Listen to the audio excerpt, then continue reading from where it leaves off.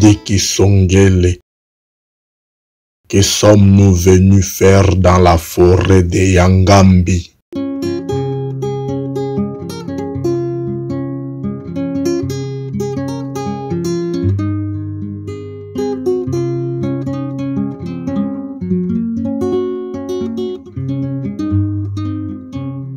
Tekadiomona, tu te souviens que les arbres croissent en hauteur et en diamètre. Aujourd'hui, nous sommes venus placer des appareils qui vont nous permettre de mesurer la croissance en diamètre. Ce sont des dendromètres. Ils ont deux principales parties. Un piston et un enregistreur de données qui peuvent faire partie d'un même corps, comme dans ce type de dendromètre, ou être reliable par un câble. Pour t'expliquer le fonctionnement d'un dendromètre, je vais te faire une démonstration.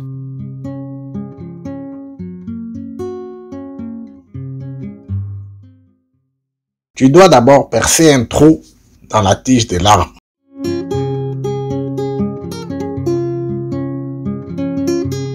Maintenant, on va enfoncer la vis de fixation du dendromètre dans les trous percés. Ensuite, on place des dendromètres. Il faut veiller à ce que les pieds du piston du dendromètre soient parfaitement posés sur la surface de la tige. Pour ce, il faut choisir une partie de la tige sans nœud ni blessure. Tu peux lisser l'écorce au besoin. Enfin, il faut fixer les écrous pour garder solidement attachés les dendromètres. Au moment de la récolte des données, il faut t'emmener sur le terrain avec un ordinateur portable et un adaptateur de lecture. Les données se présentent comme les positions en micromètres du piston, dues au mouvement de retrait-gonflement de la tige d'arbre. En effet, en raison des divers processus physiologiques dans les arbres, tels que la circulation de la sève et la variation de la pression de turgescence, les tiges d'arbres fluctuent continuellement entre retrait et gonflement.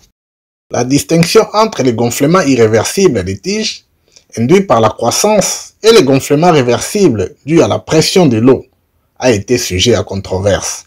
Puis, le concept de croissance zéro a été introduit pour résoudre ces problèmes.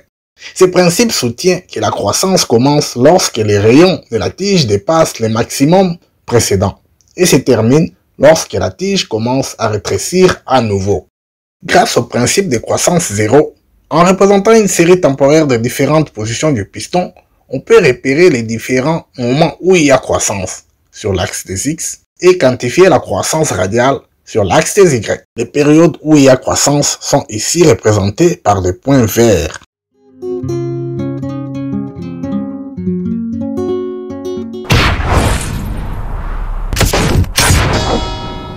Vous venez ici pour voler nos minerais et vous mentez que vous étudiez la croissance des arbres. Aujourd'hui, je vais vous tuer, je vais vous tuer, je vais vous tuer.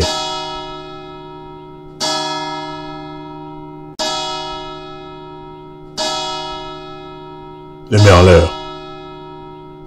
Aujourd'hui, je vais vous tuer, je vais vous tuer, je vais vous tuer.